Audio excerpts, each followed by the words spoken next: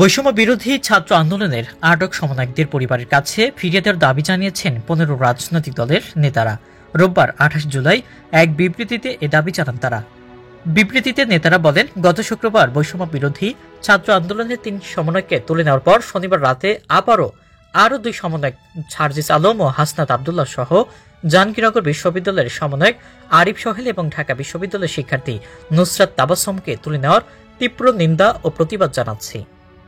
নেতারা আরও বলেন, তাদের সবাইকে পরিবারের কাছে ফিরে দেওয়ার দাবি জানাচ্ছি। পাশাপাশি ব্লক রেড নামে পাকিস্তানি হানাদার বাহিনীর কায়দায় রাতের গভীরে চিরুনি অভিযান চালিয়ে সাধারণ শিক্ষার্থী ও রাজনৈতিক কর্মীদের আটক করা অবিলম্বে বন্ধ করারও দাবি জানানো হলো।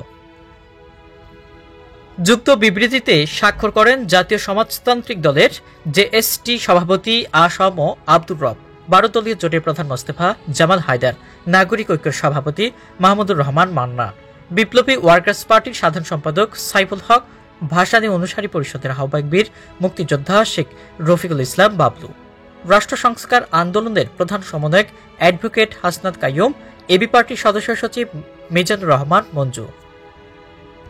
এছাড়াও অন্যান্য দলের নেতাকর্মীরা সমন্বয় করে তারা এ বিবৃতিতে সম্মতি প্রদান করেন।